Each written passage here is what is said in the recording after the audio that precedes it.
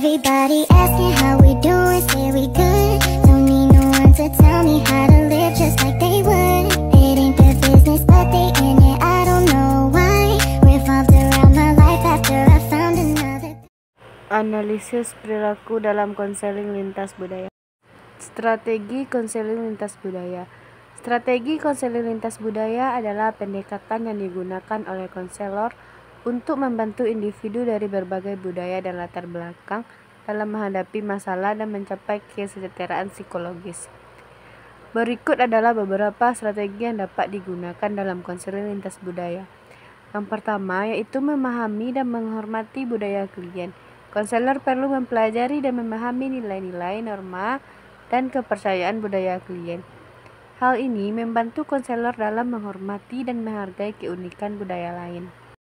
Yang kedua, mengembangkan kesadaran diri. Konselor perlu memiliki kesadaran diri tentang nilai-nilai, sikap, dan keyakinan mereka sendiri yang dapat mempengaruhi interaksi dengan klien lintas budaya. Kesadaran diri yang baik mampu membantu menghindari prasangka dan sikap yang tidak memihak. Yang ketiga, komunikasi yang efektif. Konselor perlu menggunakan teknik komunikasi yang efektif seperti mendengar aktif, mengajukan pertanyaan terbuka, dan menghindari asumsi yang tidak benar. Komunikasi yang baik membantu hubungan yang kuat antara konselor dan klien. Yang keempat, menyesuaikan pendekatan. Konselor perlu menyesuaikan pendekatan konseling mereka sesuai dengan budaya, nilai, dan kebutuhan klien. Pendekatan yang fleksibel membantu konselor dalam memahami kebutuhan klien secara efektif. Keterampilan dan perilaku konselor lintas budaya. Keterampilan dan perilaku konselor lintas budaya merupakan hal yang sangat penting dalam praktik konseling. Konselor lintas budaya dituntut untuk memiliki pemahaman yang mendalam mengenai berbagai budaya, nilai, dan kepercayaan yang berbeda-beda. Hal ini akan membantu konselor dalam memberikan pelayanan konseling yang efektif dan sesuai dengan latar belakang budaya klien. Beberapa keterampilan dan perilaku yang penting untuk dimiliki oleh konselor lintas budaya antara lain. Yang pertama, kemampuan dalam komunikasi lintas budaya. Konselor perlu memiliki kemampuan dalam berkomunikasi dengan klien dari berbagai latar belakang budaya. Hal ini meliputi kemampuan mendengarkan, bertanya, dan merespon secara empati terhadap pengalaman klien. Yang kedua, kesadaran akan keberagaman budaya. Konselor perlu memiliki kesadaran yang tinggi akan keberagaman dan memahami bahwa setiap individu memiliki pengalaman hidup yang unik sesuai dengan latar belakang budayanya. Yang ketiga, kemampuan untuk memahami dan menghargai perbedaan. Konselor harus mampu memahami dan menghargai perbedaan budaya, nilai, dan kepercayaan yang ada di antara klien-klien mereka.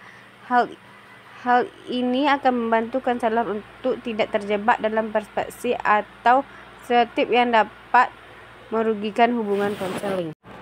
Yang keempat, fleksibel dalam pendekatan konseling. Konselor perlu memiliki fleksibel dalam menggunakan pendekatan konseling yang sesuai dengan latar belakang budaya klien.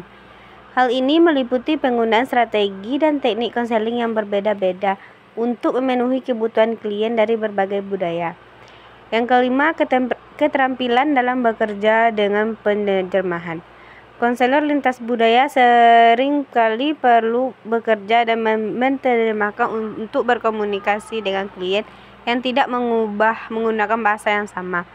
Konselor perlu memiliki keterampilan dalam mengelola komunikasi dengan penerjemahan untuk memastikan informasi yang disampaikan dan dipahami dengan baik oleh semua pihak. Dengan memiliki keterampilan dan perilaku konselor lintas budaya yang baik, konselor dapat memberikan pelayanan konseling yang efektif dan bersifat inklusif bagi klien-klien dari berbagai latar belakang budaya.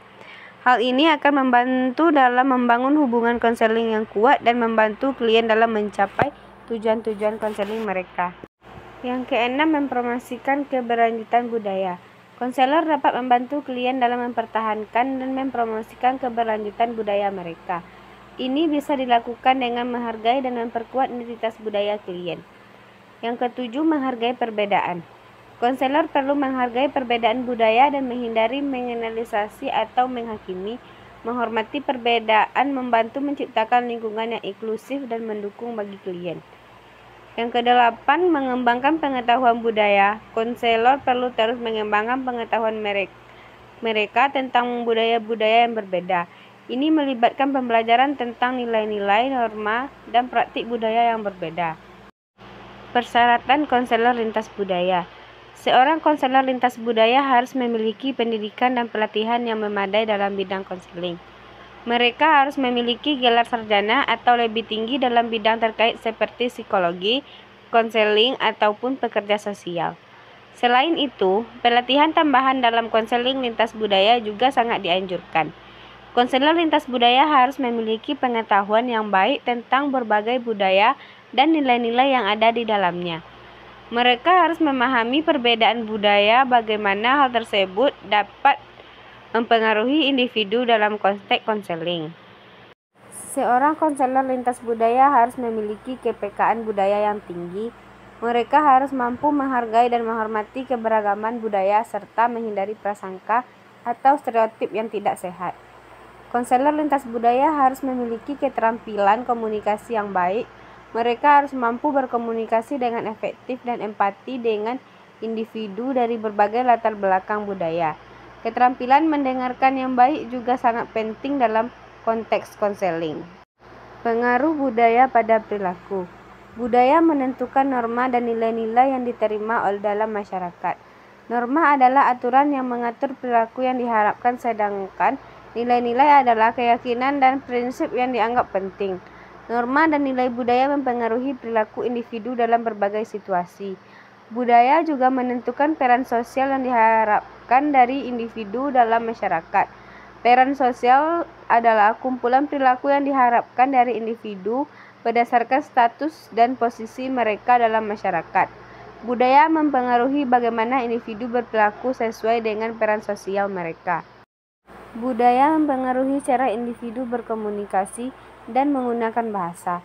Setiap budaya memiliki aturan dan norma yang berbeda dalam komunikasi, termasuk bahasa yang digunakan, ekspresi wajah, gerak tubuh, dan tingkat keintiman yang diterima.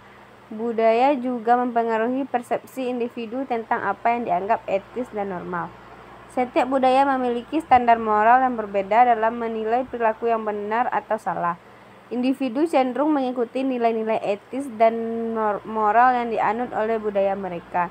Budaya mempengaruhi gaya hidup individu, termasuk pola makan, pakaian, hiburan, dan kegiatan sehari-hari lainnya. Budaya juga mempengaruhi preferensi individu dalam hal kesenian, musik, dan aktivitas kreasi.